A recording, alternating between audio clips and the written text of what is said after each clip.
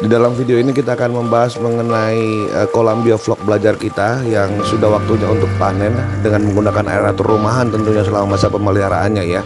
Nah, seperti apa hasil dari kolam ini, berapa banyak, terus bagaimana cara panen yang benar, semua akan saya bahas di dalam video ini.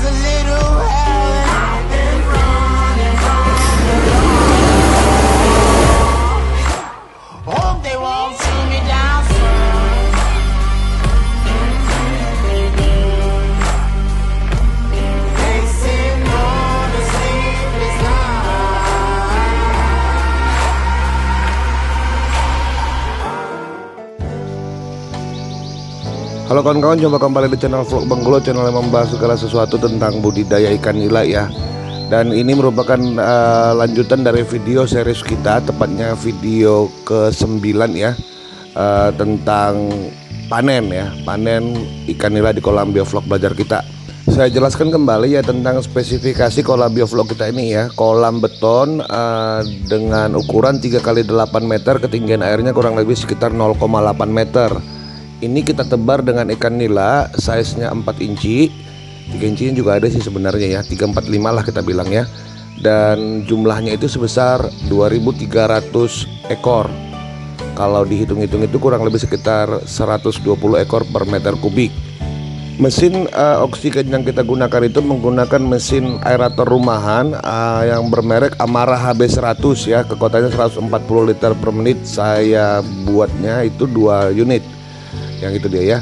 Terus pakan yang kita gunakan itu pakan berprotein 28-30% dengan dibibis terlebih dahulu ya menggunakan M4 dan molase. Waktu pemberian pakan di kolam kita ini hanya saya lakukan 1 kali 1 hari ya, karena kondisi saya yang mungkin banyak kesibukan ya. Jadi memang ini ikannya semua di kolam belakang rumah saya ini hanya saya berikan makan itu 1 kali 1 hari. Dan waktunya juga kebanyakan itu di sore ke malam ya. Pagi jarang sekali ini dikasih makan. Memang 1 kali 1 hari ini walaupun saya memiliki ABK, memang sudah ada perjanjian khusus kalau kolam-kolam di belakang rumah saya itu ABK nggak boleh kasih makan ya. Kalau yang ini memang jatah saya untuk memberi makannya agar bisa mengontrol langsung kondisi kolamnya. Total pakan yang kita keluarkan atau yang kita berikan ke kolam ini selama masa pemeliharaan kurang lebih sekitar 172 hari itu berjumlah atau bertotal itu 538 kilo dengan kondisi terbibis ya, setelah ditambah air 20% air bibisan. Karena kan setiap saya memberikan makan itu pakan-pakannya itu selalu saya bibis gitu loh. Jadi sebelum saya berikan makan ke ikan itu biasa kita timbang dulu pakannya. Dan ini memang totalnya sampai hari ini, sampai akan dipanen ini 538 kg pakan terbibis. Nanti kita lihat berapa hasil panen dari kolam ini ya, terus kita akan hitung FCR-nya. Nah, persiapan kita sebelum panen itu adalah mempuasakan ikan dulu selama kurang lebih 2 kali 24 jam ya. Ini sangat penting agar ikannya sehat dan tidak berbau pelet atau berbau lumpur nanti ketika dipanen ya. Terus setelah itu kita lakukan pemberokan atau mengganti air ya, mengganti air, terus kita kasih air mengalir agar berfungsi untuk usus-usus ikannya nanti jadi bersih dari sisa-sisa pakan ya, jadi ikannya memang tahan. Dan rencananya memang panen kita kali ini juga akan saya kirimkan ikannya untuk dibawa hidup. Jadi nanti memang ini mau dipelihara sebentar sambil dijual gitu ya. Jadi memang ini nanti panennya itu dipanen ikan hidup ya, di dalam packing berisi oksigen. Kalian bisa lihat kondisi air kolamnya sudah sedikit tidak pekat ya seperti yang tadi ya, karena kan ini sudah saya tambahkan air baru, terus saya sirkulasi airnya ya. Dan persiapan untuk panen kita ini sudah saya siapkan tabung oksigen di sini. Kalian bisa lihat nanti, terus ada juga ini tong yang untuk tempatan sortir yang tidak masuk size ya. Terus beberapa jaring atau tanggo ya untuk menangkap ikan. Nah, nanti isi packing ini akan kita buat itu 5 kg per packing, dan kondisinya harus air packingnya air bersih ya. Jadi total air nanti di setiap packing itu kurang lebih 9 kg. Nah, nanti total berat packing itu 14 kg totalnya. Jadi ikan bersihnya itu sekitar 5 kg per packing. Nah, ini airnya kita buang ya biar kita mulai panennya. Dari size sebenarnya ikan-ikan nila ini sudah lama bisa dipanen sebenarnya ya, karena ini saya memang mau ngejar bobot yang di atas 5 kilo ya. Kalaupun mungkin ada nanti yang di bawah 5 kilo, ini paling cuma satu ya. Dan kondisinya kalau kita panen seperti ini, panen di bawah dalam kondisi hidup, memang harus sedikit hati-hati ketika kita menyerok atau memanen ikannya ini ya. Jangan sampai luka, agar ikannya itu nanti tidak membawa penyakit ke kolam selanjutnya, atau agar selamat lah ya, lebih tahan gitu maksudnya.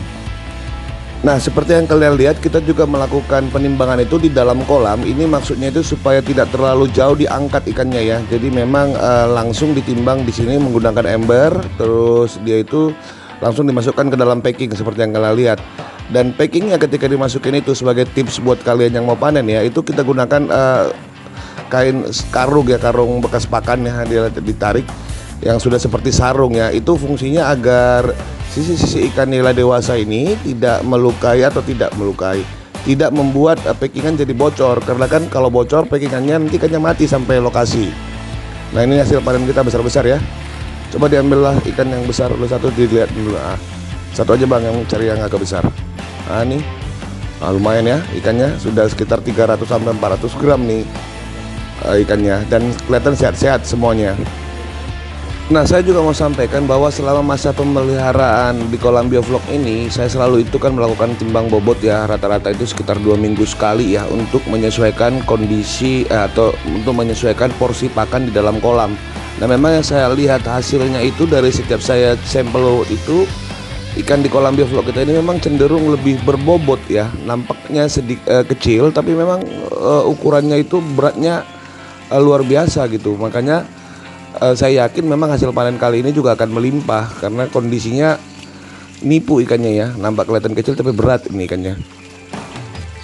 Dan seperti yang sudah bolak-balik saya sampaikan di video-video sebelumnya, bahwa sistem biovlog yang saya lakukan ini tidak menggunakan kapur dolomit ya. Dan ini juga kalian bisa tonton dari video series pertama sampai video series ke-9 ini, dia tidak pernah menggunakan kapur dolomit.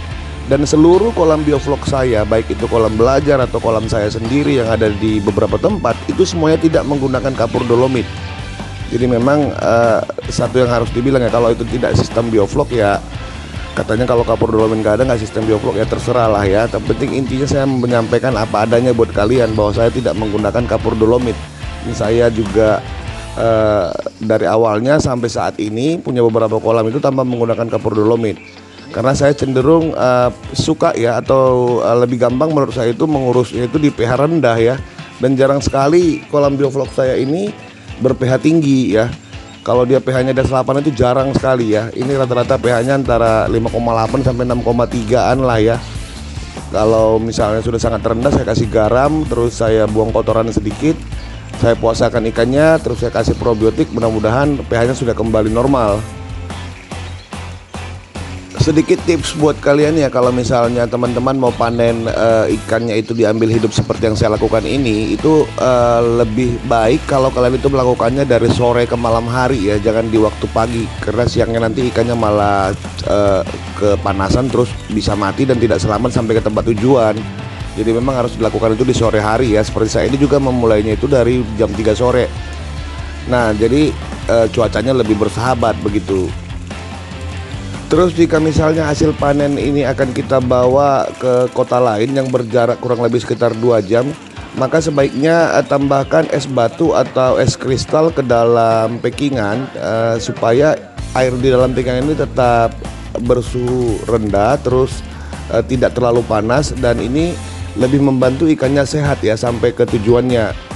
Nah, buat kawan-kawan yang baru lihat channel Bang Golo ini, saya sampaikan kalau video ini adalah video bersambung ya. Untuk detail gimana pola pemeliharaannya itu kalian bisa tonton dari video pertama sampai video ke-8, karena ini kan video ke-9. Jadi supaya kalian itu dapat ilmunya, jangan tanggung-tanggung gitu. Dan nggak lupa juga saya sampaikan bagi kawan-kawan yang baru lihat channel Bang Golo, silahkan subscribe channelnya ya, terus aktifkan lonceng notifikasinya. Terus kalau kalian mau dipandu atau pengen serius dalam hal budidaya ikan nila, sebaiknya kalian join atau gabung di channel ini ya. Karena ada beberapa video yang memang saya privat khusus untuk pelanggan saja ya. Dan kalau kalian mau join, tinggal tekan tombol join atau gabung, terus sesuaikan dengan kemampuan kalian. Dan tentunya kalian sudah bisa menonton video privat yang saya share di channel saya ini.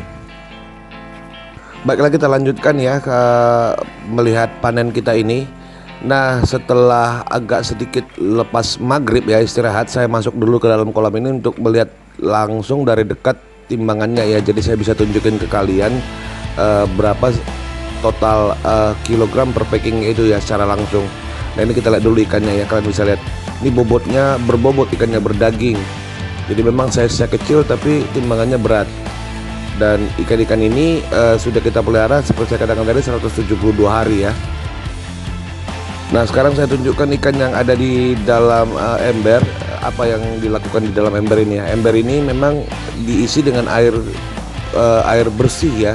Terus ikannya dimasukin ke dalam, terus ditimbang. Nah, dia prosesnya air diisi dulu 9 kilo, baru masuk ikan, nanti totalnya jadi 14 kilo. Jadi total ikan setiap packingnya itu seperti saya katakan tadi di depan berulang-ulang ya, itu sekitar 15 kg. Nah, ini saya dicoba dulu nih satu nih, lihat ya, air diisi dulu, isi airnya bang, air diisi dulu. Nah, totalnya 9 kilo tuh, berarti ini 9 kilo, airnya kosong 9 kilo. Terus masukin ikannya dimasukin kurang lebih sekitar 5 kg. Jadi total nanti ini beratnya di timbangan itu 14 kilo. Nah, mungkin ada lebih sekitar 2-3 ons ya. Itu sebagai dispensasi bonus lah anggapannya. Nah, setelah itu selesai, diikat, di packing, diisi oksigen, dikasih es, terus disusun seperti ini. Ini satu susunannya 15 packing. Nanti kita lihat berapa hasil totalnya nanti pada saat selesai ya. Jadi nanti total packingan yang sudah terpacking ini tinggal kita kalikan 5 kg, segitulah jumlah ikan yang berada di dalam kolam ini. Jadi gampang hitungnya ya, jadi nggak perlu ribet per kilo-kilo, dan ikannya juga aman, tidak luka-luka ya, kurang lebih begitulah sistem yang kita gunakan ini. Dan tim panen kita ini berasal dari rekanan kita juga, karena nanti ini arah ikan ini akan kita bawa ke arah Simalungun ya, untuk dipakai di acara teman kita di sana, ada sunatan, terus dia juga mau jual sebagian ini, makanya sampai banyak yang diorder hari ini. Nah, jika teman-teman ada yang bertanya kenapa air kolam biofloknya dibuang ya, dikosongkan terus diisi air lagi, jadi tidak dimanfaatkan gitu untuk siklus berikutnya air yang ada di dalam kolam ini. Nah, satu yang harus kalian ingat ya, kalau misalnya kalian itu mempertahankan air bioflok untuk siklus berikutnya, satu hal yang harus kita pastikan itu adalah ikan tidak boleh luka, ikan tidak boleh sakit, atau ikan tidak boleh membawa penyakit ke dalam kolam. Dan ini tentunya sangat susah ya. Sekalipun saya menggunakan sistem sortir, jadi ikan yang masuk kemari itu sudah sehat, tapi kan dalam proses saya memindahkan ikan dari kolam karantina ke kolam bioflok baru, itu pasti menggunakan jaring yang kasar, terus diangkat, dipindahkan ya, dan itu tidak menjamin 100% ikan yang saya masuki lagi itu lepas dari luka atau lepas dari penyakit. Makanya memang saya tidak menggunakan air bioflok itu untuk siklus berikutnya. Saya masih memilih diberikan air baru kurang lebih setengah, terus ikannya disehatkan dulu, saya berikan antibiotik, baru perlahan-lahan saya rubah menjadi sistem bioflok. Menurut saya itu jauh lebih gampang dan lebih aman untuk budidaya yang saya lakukan. Nah, seperti yang dari video pertama sampai video ke-8, kolam bioflok kita ini, kolam belajar yang ini juga tidak pernah kita sortir ya, tidak menggunakan sistem panen parsial. Tapi nanti kalau ada misalnya banyak ikannya yang berukuran kecil, tentunya ini akan jadi parsial. Tapi kalau dari pantauan kita ini mungkin akan panen habis ya. Nah, karena juga masa pemeliharaannya itu sudah agak lama. Tapi kalau misalnya kalian menggunakan sistem sortir seperti saya katakan di video-video saya, bahwa lakukanlah sortir itu di usia 4 bulan atau 3 bulan gitu. Nah, ini ciri-cirinya juga bisa kalian lihat dari ikan kalian yang ada di kolam. Tentunya sangat jauh sekali perbedaannya ya, ada ikan yang besar terus ada ikan yang kecil, yaitu sebaiknya kalian sortir. Tapi kalau misalnya contohnya dalam pemeliharaannya kalian lihat ikan kalian itu berkembangnya hampir merata seperti yang ada di dalam kolam kita ini, maka panen parsial itu kalian lakukan itu di akhir saja pada saat panen. Jadi yang mana nanti yang kurang size bobotnya yang akan dijual itu kalian bisa besarkan lagi, digabungkan dengan hasil panen di tempat lain gitu ya, di kolam lain. Jadi disatukan sesuai dengan ukuran atau size per kolamnya supaya efisien pola panennya dan hasil panennya juga bisa kita prediksi. Nah, sebagai tips juga agar ikan itu pertumbuhannya merata seperti yang ada di kolam kita ini, pilihlah bibit yang agak lebih besar ya. Terus bibitnya harus berkualitas. Dan satu lagi itu kalau saya akalin juga dengan pakan yang nggak pernah satu ukuran. Jadi kolam ini nggak pernah masuk ukurannya satu ya, kecuali di awal. Maksudnya itu satu ukuran. Nah, saya biasanya setelah awal pakai pakan yang 1 mm, setelah itu nanti kita pakai pakannya itu pakan 2 dicampur pakan 3 begitu. Jadi dia pertumbuhannya lebih merata. Dan tetap saya menggunakan sistem puasa di sistem pemeliharaan ikan di semua kolam saya. Jadi ini ikannya juga sudah 1 kali makan 1 hari, dipuasakan lagi 1 kali 1 minggu. Sistem puasa ini akhirnya membuat kualitas air kolam itu tetap terjaga baik dan aman untuk ikan. Nah itu juga ya mungkin bisa kalian terapkan juga di kolam kalian masing-masing. Nah ini sudah berakhir ya, panennya ya sudah kosong semua. Ini ABK juga sudah mulai membersihkan kolamnya. Dan kita bisa lihat berapa hasil total panen kita ini. Dan ini ketika saya ambil video ini sudah jam 9 malam lebih ya ini. Nah ini dibersihkan lagi kolamnya, posisinya aerator batu-batu aerasinya dibersihkan, uniringnya dibersihkan, dan hasilnya itu ini dia. Nah, kalau kita hitung itu dia satu barisan ini kurang lebih sekitar 15 packing. 15 packing, jadi ini 1, 2, 3, 4, 5, 6 kali 15, 90 packing. Ditambah yang ini sisanya, yang terpacking bisa 5 kilo ya, 1, 2, 3, berarti ada 93 packing yang di 5 kilo. Terus sisanya itu ada sortiran yang di bawah size. Nah yang ini itu kurang lebih sekitar 9 kg ya ikan yang nggak masuk size ya. Nah jika kita jumlahkan berarti kurang lebih sekitar 474 kg ya. Yang hasil kita ini 465 ditambah 9. Terus anggap saja bibit yang kita tebarkan itu 10-15 gram sebanyak 2.300 ekor. Itu kurang lebih sekitar 28,5 kg. Maka sintasannya 28,5 kg ya. 474 total panen kita kurangi dengan sintasan, maka hasil akhir dari panen ini kurang lebih sekitar 446 kg. Nah jika pakan yang terbibis kita habiskan selama 172 hari itu 538 kg, maka kita asumsikan dikurangi air bibis itu kurang lebih sekitar 20%. Total pakan yang kita beli atau untuk yang pakan kering lah ya, itu hanya 430 kg. Nah hasil akhirnya FCR kita itu setelah dibagi antara total pakan 430 kg dibagi 446 kg hasilnya, FCR itu hanya 0,97, tidak mencapai 1. Jadi alangkah luar biasa ya. Tepuk tangan dulu dong. Nah ini untuk kolam abal-abal versi goblok ya, hanya memakai aerator rumahan. Kita bisa panen sekalipun jangka waktunya agak sedikit lama tapi memuaskan ya. Jadi 0,97 cuman FCR-nya. Dan bagaimana analisa bisnisnya, berapa keuntungan dari kolam ini, itu akan semua dibahas di video final ya, yang terakhir video ke-10 setelah video ini tentunya.